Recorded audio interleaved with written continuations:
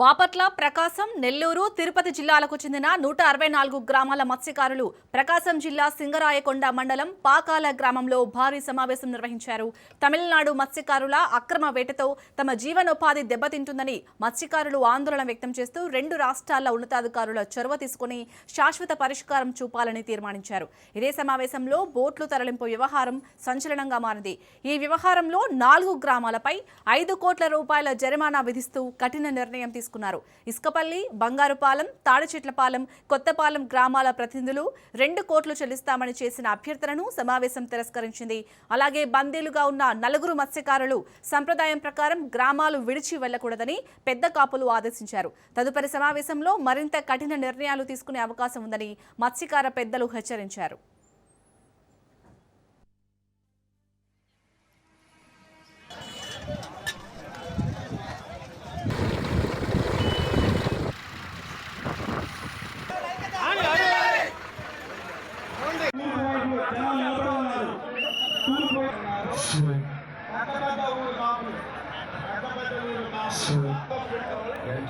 పెట్టుకోవడానికి గ్రామ పెద్దలు అందరూ చేతులు పైకెత్తాలి, ముందుకు రావాలి. ఓకే, ఒక్కసారి అందరూ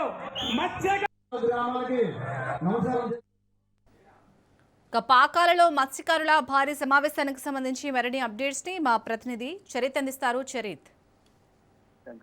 ఏదైతే మత్స్యకారులకు సంబంధించి ఏదైతే ఇష్యూ నడుస్తుందో, బోట్లు పాండిచ్చేరి కరికలకు సంబంధించిన బోట్ల అపహరణపై అయితే నిన్న 4 జిల్లాలకు సంబంధించి 164 గ్రామాల మత్స్యకారులు సింగరాయకొండ దగ్గర ఉన్నటువంటి పాకల్లో సమావేశమయ్యారు. ఈ సమావేశంలో ఎవరైతే ఈ తప్పులు ఉన్నారో అంటే 3 కాపులు ఎవరైతే తోటయ్య, జాలిరెడ్డి, శెట్టిలను వీళ్ళు నిలదీశారు. ఈ కారణం ఎవరైనా వీళ్ళు అడిగారు.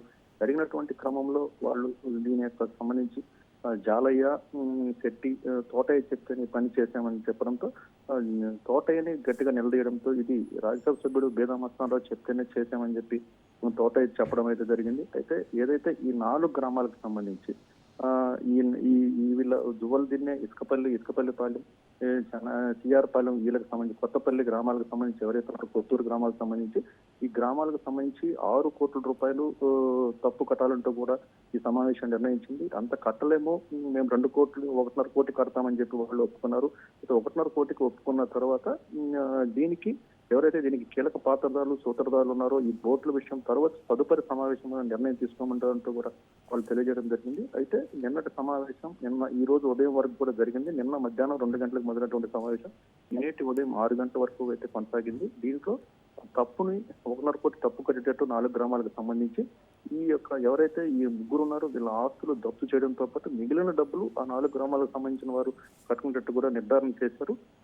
ఈ అనంతరం ఏదైతే మిగతా రేపు అంటే దీనికి సంబంధించి డీమార్ సంబంధించి ఎలాంటి నిర్ణయం తీసుకోబోతున్నారు, దీనికి తదుపరి ఏదన్నా తదుపరి సమావేశంలో నిర్ణయిస్తామంటూ కూడా వాళ్ళు ఆ సమావేశం నిర్ధారించుకోవడం జరిగింది. అయితే ఏది ఏమైనప్పటికీ నిన్నటి సమావేశం మాత్రం ఈ రోజు ఉదయం 6 గంటల వరకు కొనసాగినటువంటి ఈ సమావేశంలో 1.5 కోటి తప్పు కట్టేటట్టు కూడా అయితే నిర్ధారించారు. రేపు 9వ తారీఖున రాష్ట్ర ప్రభుత్వం దీనిపై సీరియస్ గా తీసుకున్నటువంటి నేపథ్యంలో నెల్లూరు జిల్లా కలెక్టర్ ఆధ్వర్యంలో 4 జిల్లాలకు సంబంధించినటువంటి మత్స్యకార పెద్దలతో అయితే మాత్రం సమావేశం నిర్వహిస్తున్నారు. ఈ సమావేశం ఎలాంటి నిర్ణయం తీసుకోబోతుంది అంటే కరెక్టలే పాండిచ్చేరి బోట్లను తమిళనాడు బోట్లను ఎలా నియంత్రించబోతున్నారు, వీటికి ప్రభుత్వం ఎలాంటి చర్యలు తీసుకోబోతుంది వాళ్ళతో డిస్కస్ చేయనటువంటి పరిస్థితి ఉందని చెప్పాలి. ఏది ఏమైనప్పటికీ జరుగుతున్నటువంటి ఘటన నిన్నటి బోట్ల అపహరణపై అయితే మాత్రం కొంత అసంపూర్తిగా అయితే చర్చలు ముగిస్తాయి. రేపు మళ్ళీ సమావేశం త్వరలో కాపుల సమావేశం జరగనుంది. ఈ సమావేశంలో అంటే బేదామస్తానరావు పట్ల ఎలాంటి నిర్ణయం తీసుకోబోతున్నారు, ఇంకా ఇతర వెళ్ళినటువంటి 4 బోట్లను రిటర్న్ తెప్పించే దాని మీద ఎలాంటి చర్యలు ఉంటాయనే దాని మీద తదుపరి సమావేశం నిర్ణయించేటువంటి పరిస్థితి ఉంది. Right, thank you Charith.